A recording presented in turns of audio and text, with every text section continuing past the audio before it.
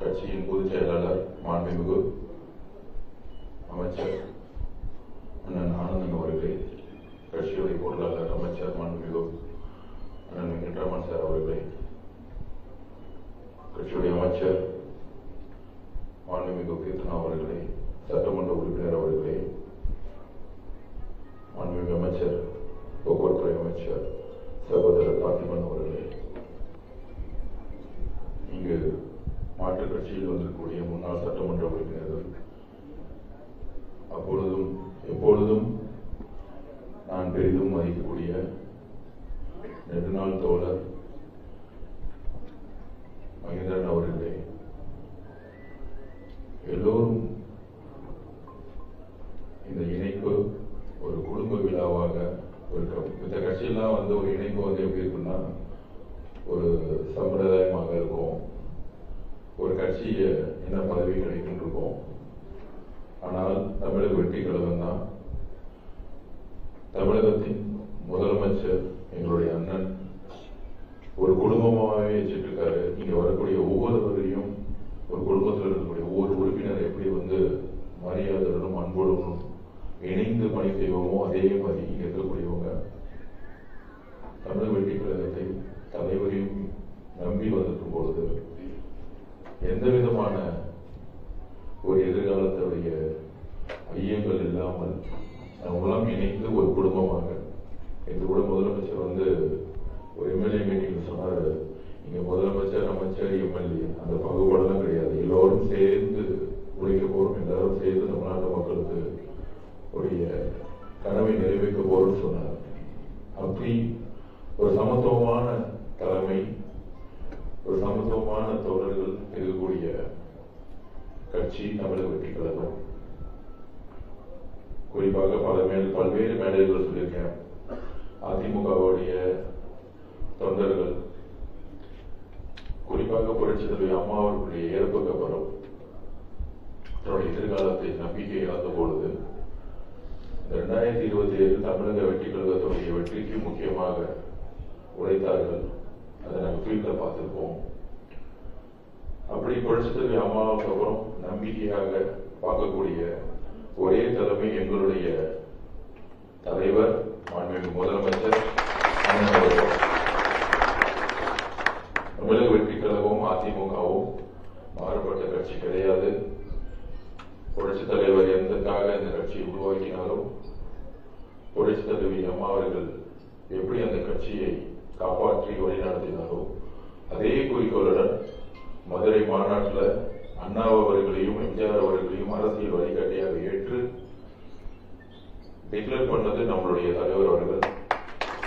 அதனால இருக்கக்கூடிய அனைத்து அதிமுக உடைய சட்டமன்ற உறுப்பினர்களும், ஒன்றியம், கிளைகளுக்கும், நகரம், மாவட்ட செயலாளர்கள் எல்லோரும் இதுதான் உண்மையான உங்களுடைய வீடு, நாமெல்லாம் சேர்ந்து பயணிப்போம். என்ன மாதிரி அரசியல் சூழ்நிலைன்னு உங்களுக்கு தெரியும். கூடிய லாஸ்ட் டைம் மதுரா நகரத்தில் கூட பேசியிருப்போம், நீங்க பார்த்திருப்பீங்க. திமுகவும் அதிமுகவும் இணைந்து விட்டது. சட்டசபையில பாத்தீங்கன்னா கூட 2 பேரும் சேர்ந்துதான் உட்கார்ந்து பேசிட்டு இருப்பாங்க. நாளைக்கெல்லாம் சேர்த்து பேசும்போது ஒரே மாதிரி பேசுவாங்க. உதயநிதி பேசுவார், அடுத்தது இபிஎஸ் பழனிசாமி அதே மாதிரி 2 பேரும் சேர்ந்து பேசுவாங்க. ஒரே ஸ்கிரிப்ட் தான் 2 பேருக்கும். இன்னைக்கு கூட திமுக உடைய சட்டமன்ற உறுப்பினர் ஒரு பேட்ச் போட்டிருந்தாங்க, பார்த்திருப்பீங்க. என்ன பேசுன்னா வாயத்திறங்கள் சிஎம், அது வாயத்திறங்கள் முதலமைச்சர் அப்படின்னு. நாங்க ரொம்ப கண்டுக்கவே இல்லை.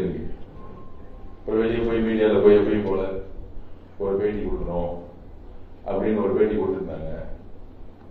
திமுகவுடைய சட்டமன்ற உறுப்பினர்லாம் ஒண்ணு சொல்லிக்கிறார், பர்மிஷன் 1 வருஷமா கொடுக்காம அவருடைய பிரச்சாரத்தை முடக்கினாங்கன்னு உங்களுக்கு தெரியும். கடைசி 15 நாள் ஒரு 8 ஊருக்கு தான் வந்தாருன்னு தெரியும்.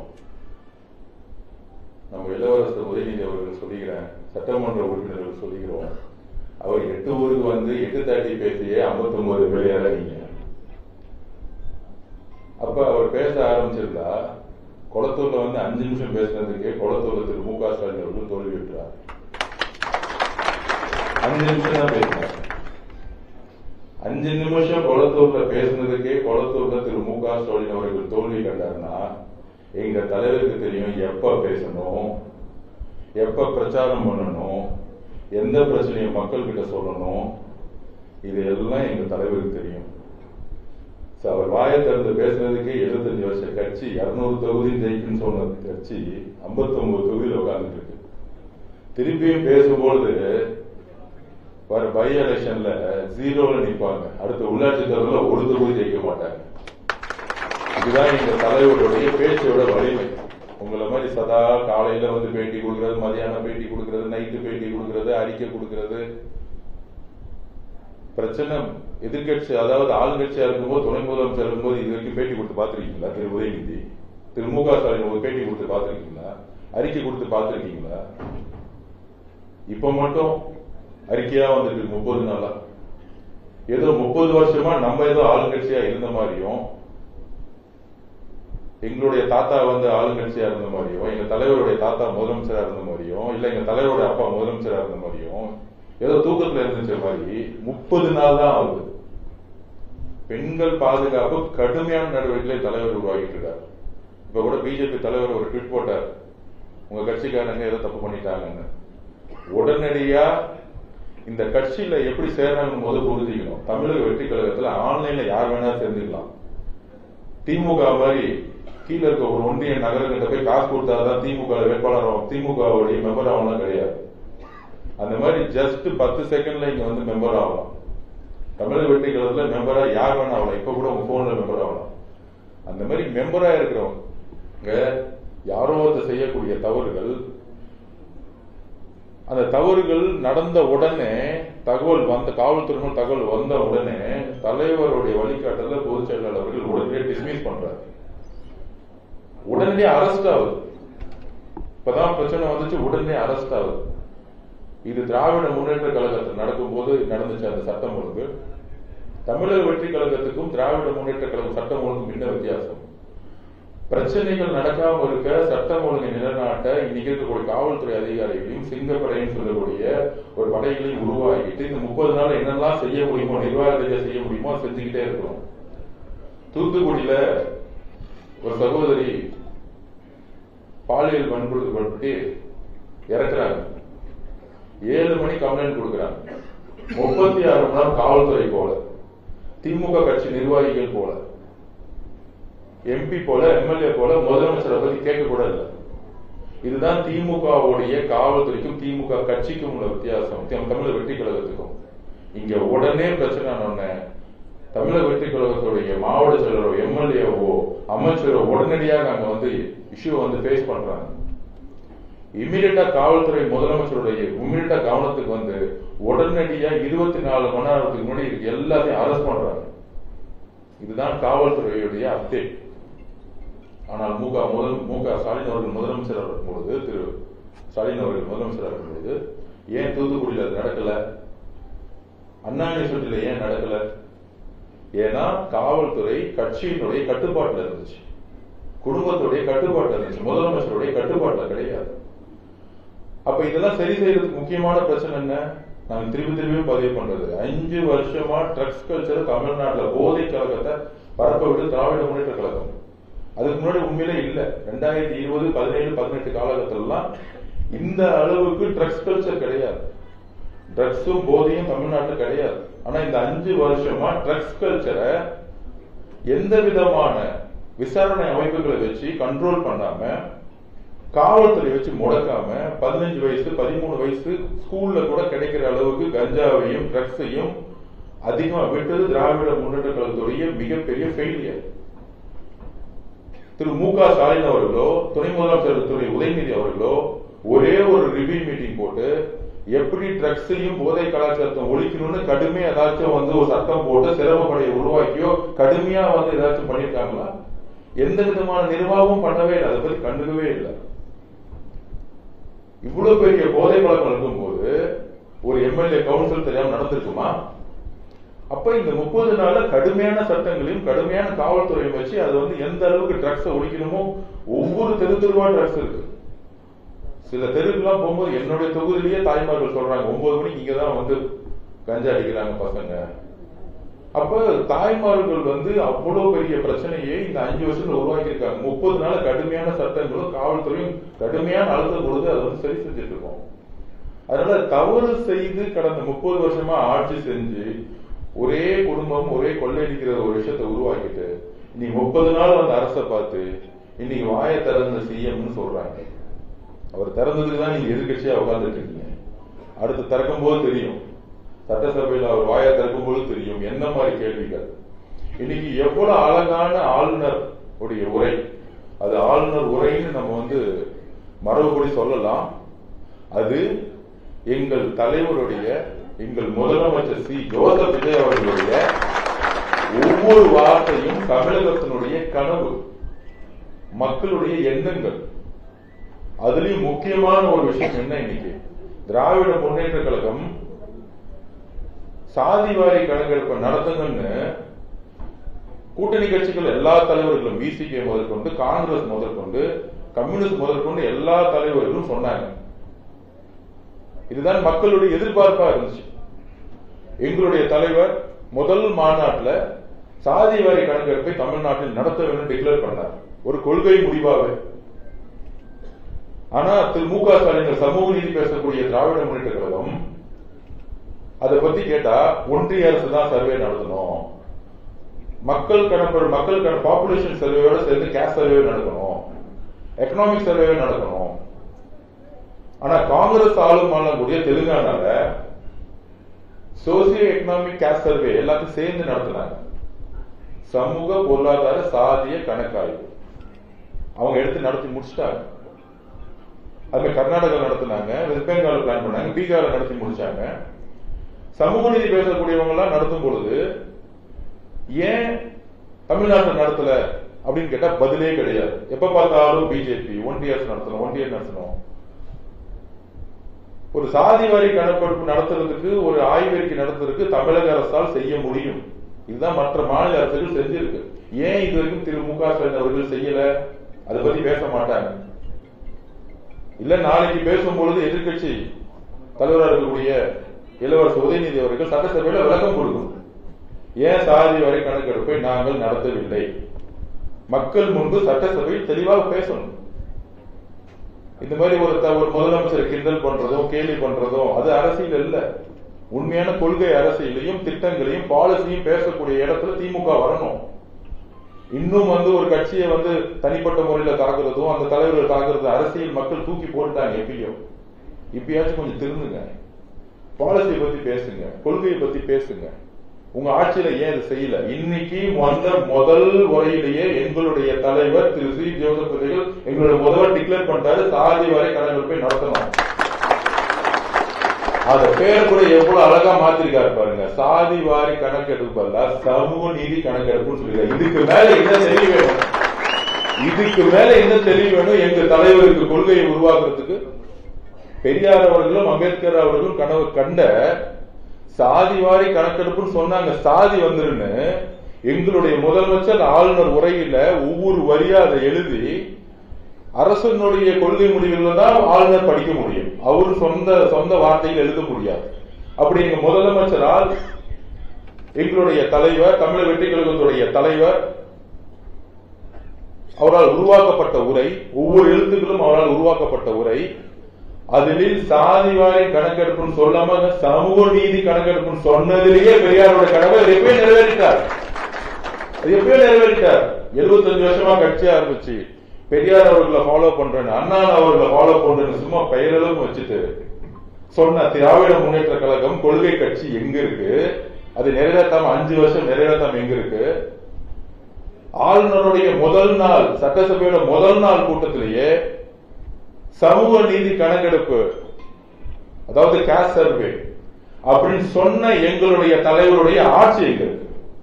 இதுதான் உண்மையான மக்களாட்சி, சமூக நீதி அரசு. அதோட சேர்ந்து எல்லாத்தையுமே டிக்ளேர் பண்ணிட்டாரு. ஒரு அரசு எப்படி இருக்கணும்? ஆமா, நீட் தேர்வுக்கு நாங்கள் எதிராக இருக்கிறோம், கல்வியை மாநில பட்டியலில் கொண்டு வாங்க, ஒன்றிய அரசு பட்டியல் இருக்கக்கூடாது, மாநில பட்டியலுடைய உரிமை கொண்டு வாங்க, ஸ்டேட் அட்டானமி பத்தி அதை தெளிவா பேசியிருக்கிறார். அடுத்தது மேகதாது இஷ்யூ பத்தி தெளிவான நிலைப்பாடு. நாங்க பிரைம் மினிஸ்டர் பார்க்கும் பொழுது நாங்க சொல்லியிருக்கோம் மேகதாது அணை கட்டக்கூடாது, 2 மாநிலங்களுக்கும் சேர்ந்து ஒரு நல்ல முடிவு எடுக்கணும், 2 விவசாயிகளுடைய வாழ்க்கையும் முக்கியம், இதுல அரசியல் இருக்கக்கூடாது, தண்ணீர்ல அரசியல் கலக்கக்கூடாது, அந்த முடிவு. அடுத்து முல்லை பெரியாரை பத்தி கேரளால என்ன மெசேஜ் கொடுக்கணும், எங்களுடைய நிலைப்பாடு என்ன, விவசாயிகளுக்காக என்ன நிலைப்பாடு, அப்படி ஒவ்வொரு விஷயமா. இருமொழி கொள்கை, அண்ணா உருவாக்கிய இருமொழி கொள்கையில் நாங்கள் எந்த அளவுக்கு உறுதியாக இருக்கிறோம். கல்விக்காக சுமார் 3000 கோடி ரூபாய் நீங்க கொடுக்கலனாலும் எங்களுடைய இருமொழி கொள்கையில் நாங்கள் உறுதியாக இருக்கிறோம் சொன்னது எங்களுடைய தலைவர் முதலமைச்சர். வரிசையாக 54 பேஜ்ல அடுத்த 5 வருஷம் அரசு எப்படி இருக்க போகுதுன்னு ஒரே நிமிஷத்துல 40 நிமிஷத்துல முடிச்சுட்டாரு. நீங்க டெய்லி கதறிக்கிட்டே இருங்க, டெய்லி அழுதுகிட்டே இருங்க, டெய்லி 100 பேட்டி கொடுத்துட்டே இருங்க. கொள்கை என்ன, அரசு எப்படி நடக்க போடுது, அதை செயல்படுத்தக்கூடிய திட்டங்கள் என்ன, அமைதியா இருந்து இந்த மாதிரி டெலிவரி பண்ணிட்டு போயிட்டே இருப்பார். அமைதியா இருந்துதான் ஆட்சி மாற்றத்தை உருவாக்குனார். எங்க பேசணும்னு எங்க தலைவருக்கு தெரியும். அப்படி பேசும்போதுதான் நான் திருப்பி சொல்றேன், தேர்தல் அரசியலில் நீங்கள் ஒரு நேரத்துல 10% கூட திராவிட முன்னேற்ற கழகம் இருக்காது. இது 20% வந்துட்டாங்க, 31% எடுத்திருக்காங்க. எப்படி வந்திருக்காங்க? 26 கட்சி கூட்டணி வச்சு தொகுதிக்கு 40 கோடி செலவு பண்ணி, சில தொகுதியில் 100 கோடி, ஆள் போலம் ஜாதி போலம் 30 மினிஸ்டர், 75 வருஷ கட்சி, அவங்க சொல்ற மாதிரி BLA மெம்பர்ஸ், கிளை, ஒன்றியம் எல்லாம் இருந்து அவங்க சொல்ற மாதிரி தேர்தல் அரசியல் செய்யக்கூடிய பயங்கரமான ஒரு கட்சியா இருந்து எல்லாமே இருந்து 59 தொகுதி, ஒரே தலைவர், எங்களுடைய தலைவர் பிரச்சாரம். கட்சியில பெரிய சீனியர்ஸ் எல்லாம் கிடையாது, ஆனந்த் அண்ணன் ஒரு 10 பேர் இருப்பாங்க. அதுக்கப்புறம் தொண்டர்கள், எங்க பார்த்தாலும் தொண்டர்கள், இளைஞர்கள், அதோடு சேர்ந்து தமிழகத்துடைய ஒட்டுமொத்த பெண்களுடைய சப்போர்ட். அது அவங்க எலெக்ஷன் ரிசல்ட் வரைக்கும் புரியல. 5000 ரூபாய் காசு கொடுத்தா பெண்கள் ஓட்டு போட்டுரும், கடைசி நாள்ல கோடைக்கால காசுன்னு கொடுத்துட்டாங்க டூர் போறது. அந்த மாதிரி இந்த மாதிரி 5000 ரூபாய் காசு கொடுத்து, கவர்மெண்ட் காசு கொடுத்து மட்டும் இல்லாம கட்சி 4000 ரூபாய் 5000 ரூபாய் ஓட்டு காசு கொடுத்து அவ்வளவு செலவு பண்ணி 59 தொகுதி ஜெயிச்சு 31%. திமுக தவிர மித்த எல்லா கட்சி, காங்கிரஸ், கம்யூனிஸ்ட், விசிகே, முஸ்லிம் கட்சி எல்லாம் சேர்த்தா ஒரு 15% இருக்குமா? இல்ல 10% கூட வச்சுக்குவோம், கம்மியாவே வச்சுக்குவோம் அவங்களுக்காக, திமுக 10% நீ மைனஸ் பண்ணா திமுக 20% தான் இருக்கு. இவங்க நம்ம தலைவரையும் நம்மளையும் திட்ட நாங்க பதில் கொடுக்கவே மாட்டோம். நேற்று கூட டிவியில முக்கியமான ஒரு ரிப்போர்ட் கேட்டார், திமுக பேசிட்டே இருக்காங்க, நீங்க பதில் கொடுக்கவே மாட்டேங்கிறீங்க. நான் திருப்பி சிரிச்சுட்டே சொன்னேன், இன்னைக்கு ஆளுநர் உரையை நல்லா பாருங்க காலையில, அதுல எங்க தலைவர் பதில் கொடுத்துருவார். மக்களுக்கான பதில் இன்னைக்கு வரும், சட்டசபையில வரும். அவரு கடைசி நாள்ல பேசுவார்ல, அன்னைக்கு பாருங்க அவர் எப்படி பேசுவார் பாருங்க. சட்டசபையில மக்கள் முன்பு பேசிட்டு போயிட்டே இருப்பார். இது அவருடைய நிர்வாகம். மக்கள்கிட்ட என்ன பேசணும், எப்படி கொண்டு போகணும்னு தலைவருக்கு தெரியும். ஒரு தலைமையோட வெற்றி அதுதான். அந்த வெற்றினாலதான் எந்த விதமான தொலைக்காட்சிகள் சப்போர்ட் இல்லாம, பேப்பர்கள் சப்போர்ட் இல்லாம தமிழக பெண்கள் இந்த வெற்றியை தமிழக வெற்றிகளுக்கு உருவாக்குறாங்க. இந்த ரீல்ஸ் சோசியல் மீடியால ஜெயிச்சுன்னு சொல்றாங்களே, உண்மையாக 1000 கோடி ரூபாய்க்கு மேல செலவு பண்ணது திமுக தான். இந்த சோசியல் மீடியாவுக்கு உங்களுக்கே தெரியும். யூடியூப்ல எங்க பார்த்தாலும் ஸ்டாலின் தான் வராருன்னு சொன்னாரு, திருப்பி ஸ்டாலின் தான் மீண்டு வராருன்னு திருப்பி போட்டு காமிச்சது யாரு? அவங்க தானே செலவு பண்ணாங்க, திமுக தானே செலவு பண்ணாங்க. நம்ம ஏதாவது செலவு பண்ணிருப்போமா டிவிக்கு எங்கேயாச்சும்? ஏன்னா அவர் பேசினா எல்லா இடத்துலயும் அவரு தான் இருக்கிறார், செலவு பண்ணாமலேயே. இதுதான் இயற்கை, இதுதான் எழுச்சி. அதனால கொள்கைக்கான ஒரு இடத்துல நீங்க வந்திருக்கீங்க. இன்னைக்கு ரொம்ப நிறைவா இருந்துச்சு. ஆளுநர் உரை முடிஞ்ச உடனே நான் முதலமைச்சர் பார்க்கும்போது சொன்னேன், ரொம்ப நிறைவா இந்த மாதிரி எல்லா ஒரு கொள்கை சார்ந்த ஒரு உரையை இதுவரைக்கும் யாரும் உருவாக்குனதே கிடையாது. அப்படி ஒரு அழகான உரை ஆளுநர் உரை என்று. அதுவும் 3 வருஷமா சட்டமன்றத்தில் ஒரே சண்டை நடந்துருந்துச்சு. இன்னைக்கு ஒரு தலைமை எவ்வளியோ சட்டமன்றம் அவ்வளிதான் இருக்கும். ஆளுநர் அமைதியா வந்தாரு, தமிழ்தாய் வாழ்த்து தான் முதல்ல சொன்னோம், அதோட ஆரம்பிச்சு. அதுலயே எங்களுடைய மிகப்பெரிய வெற்றி அமைஞ்சிச்சு. கடைசி 3 வருஷமா சட்டசபையில தமிழ்தாய் வாழ்ந்து சண்டை போட்டு செஞ்சத இன்னைக்கு அமைதியா பேசாம செஞ்சது எங்க தலைவர். நடந்துச்சா இல்லையா? நீங்க சண்டை போட்டு கத்துவீங்க, ஆனா எங்களுடைய உரிமையும் மாநில உரிமையும் எந்த விதத்திலையும் விட்டு கொடுக்காம எங்க டிப்ளமேட்டிக் பண்ணணும்னு எங்க தலைவருக்கு தெரியும். அந்த அளவிற்கு மாநில உரிமையை விட்டு கொடுக்காமல் தன் உயிராக கருதிய தமிழ்தாய் வாழ்த்தை எங்கள் உயிருக்கு நிகரம் தமிழ்தாய் வாழ்த்தை முதலில் ஒழித்து அமைதியாக அதே நேரத்தில் வெற்றியாக முடித்தது தமிழக வெற்றி கழகத்துடைய எங்களுடைய தலைவர் மாண்புமிகு முதலமைச்சர். அதனால அதுக்கப்புறம் தோழரை பத்தி சொல்லணும். ஒரு திடீர்னு ஒரு கொஸ்டின் வரும்பொழுது, கம்யூனிஸ்ட் தோழர் இங்க சேர்ந்துட்டாரு, உங்க கூட தான் இருக்காங்க கம்யூனிஸ்ட் கட்சிகள்லாம் அப்படின்னு. இது ஒரு 10 நாளுக்கு முன்னாடியே தோழரும் நானும் பேசிக்கிட்டு இருந்தோம். தோழர் சொன்னாரு, ஒரு இளைஞர் கட்சிகளை நான் உங்களோட சேர்ந்து வேலை செய்யணும், ஆனா கம்யூனிஸ்டோடைய சித்தாந்தத்துல தான் நான் இருப்பேன், என்னுடைய சிவப்பு துண்டை கூட நான் மாற்ற மாட்டேன். அப்ப நான் தோழர்கிட்ட கேட்டேன், தோழர் நாங்க ரொம்ப ரொம்ப சகோதரத்துவமா தோழமையோட இன்னைக்கு இந்திய கம்யூனிஸ்ட் கட்சியில அண்ணன் தோழர் வீரபாண்டி அண்ணன் கூடயும் தோழர் சண்முகத்தோடைய அந்த தோழர் கூடயும் நாங்க எல்லாம் ரொம்ப நெருங்கி இந்த ஆட்சியை உருவாக்கக்கூடிய இடத்துல என்றைக்கும் நாங்கள் நன்றி மறவாம இருக்கணும்னா கம்யூனிஸ்ட் தோழர்களுக்கு தான் இருக்கணும். ஏன்னா கடினமான நேரத்தில் அவங்க தான் எந்த விதமான எதிர்பார்ப்பும் இல்லாமல் தன்னுடைய சப்போர்ட்டை கொடுத்தது கம்யூனிஸ்ட் கட்சி தோழர்கள். உண்மையிலே கடினமான நேரங்கள் அவங்க தான் கொள்கை சார்ந்த. அப்ப அவர் சொன்னாரு, கட்சி தலைமையிட்டு நீங்களே பேசி பாருங்க. நான் இந்திய கம்யூனிஸ்ட் கட்சியினுடைய தலைவர் அண்ணா வீரபாண்டி அண்ணன் போன் அடிச்சு, அண்ணன் தோழர் இங்க எங்களோட சேர்ந்து வேலை பார்க்கணும்னு நினைக்கிறாங்க, நாங்க என்ன பண்றோம்னு தெரியல, அவர் ரொம்ப சீனியரு, எப்படி பேசணும்னு தெரியல, எங்க தலைவர்கிட்டையும் நாங்க சொல்லணும், மத்தபடி சொல்லணும்னா அவர் சொன்ன வார்த்தை, எங்களுடைய கட்சி ஜனநாயகமான கட்சி, சேர வேண்டிய விருப்பம் அவருடையது, சேர்த்து கொள்ளக்கூடிய விருப்பம் உங்களுக்கு, எந்த காலத்திலையும் இந்திய கம்யூனிஸ்ட் கட்சி தடங்களா இருக்காது, தோழரை நீங்கள் வரவேற்றுக் கொள்ளுங்கள் சொன்னார். இதுதான் ஒரு தோழமை, எவ்வளவு அழகான ஒரு தோழமை. அப்ப இளைஞர் கட்சியா இருக்கும்போது அந்த செங்கோட்டையன் வரும்போது ஒரு அனுபவம் எங்களுக்கு தேவைப்படுச்சு. அந்த மாதிரி கொள்கை ரீதியா இருக்கக்கூடிய நல்லவர்களும் சரி, அனுபவசாலிகள் யார் இருந்தாலும் தமிழக வெற்றி கழக தலைவர் அரவணைப்பார். இளைஞர்களா இருக்கக்கூடிய எங்கெல்லாம் வழியை நடத்த இடத்துல ஆலோசனை சொல்ல இடத்துல அவர்கள் வரும்பொழுது நாங்க ரொம்ப ஸ்பீடா இருப்போம். இவர்களுடைய அனுபவம் எங்களுக்கான ஒரு கரெக்டான ஒரு வழியில கொண்டு போய் சேர்க்கணும்னு நிறைய அனுபவத்தில் இருக்கக்கூடிய தலைவர்கள் அதிமுக இருந்து வரும்பொழுது வரவேற்கிறோம்.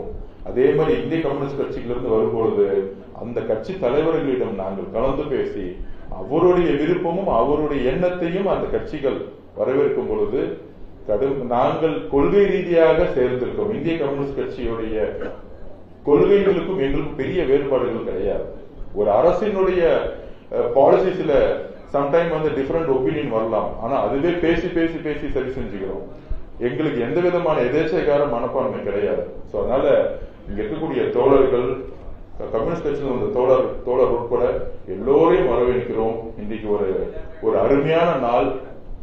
தமிழ்நாட்டில் எல்லா தலைவர்களும் எல்லா மக்களும் மகிழ்ச்சியோடு எதிர்பார்த்த நாள்.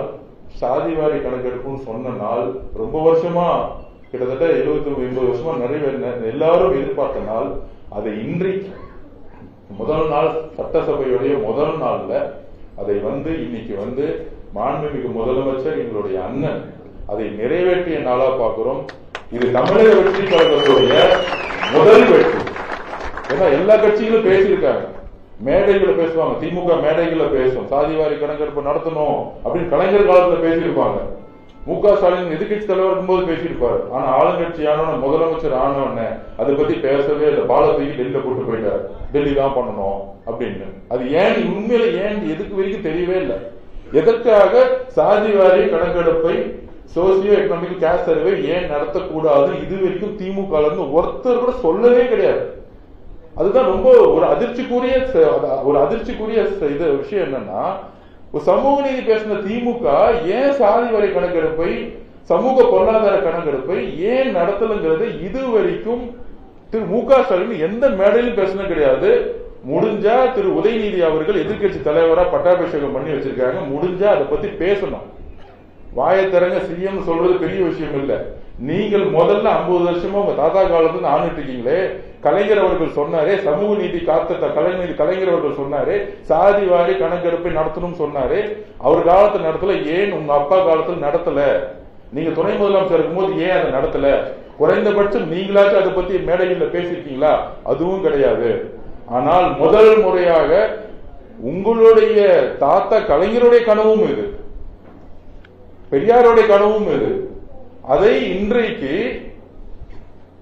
சமூக நீதிக்கான கணக்காய்வுன்னு சொல்லிட்டு நடத்திருக்கிறாருன்னா இது தமிழ்நாட்டுடைய முதல் வெற்றியாக, இது முழுக்க முழுக்க எங்களுடைய தலைவர் முதலமைச்சர் திரு சி ஜோசப் விஜய் அவர்களோட வெற்றி தான் நாங்க பார்ப்போம்.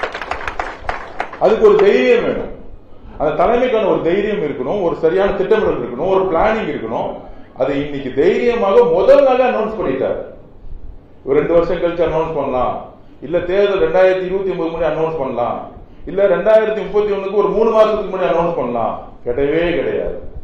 முதல் நாள் மாநாட்டுல நான் என்ன பேசணும் அது முதல் நாள் சட்டமன்ற கூட்டத்துல நான் நிறைவேற்றிட்டேன்னு நீ நிறைவேற்றிருக்காருன்னா, அது அனௌன்ஸ் பண்ணிருக்காருன்னா அவர் சொன்னதை ஒவ்வொன்றும் நிறைவேற்றுவார். எழுதி வைத்துக் கொள்ளுங்கள். 50 வருஷ கனவு, 75 வருஷ கனவை இன்னைக்கு சாதி வாரி கணக்கெடுப்பை, அதாவது சமூக நீதி கணக்கெடுப்பை இன்னைக்கு அனௌன்ஸ் பண்ணியிருக்காருன்னா முழுக்க முழுக்க இது முதலமைச்சருடைய மிகப்பெரிய அறிவிப்பு.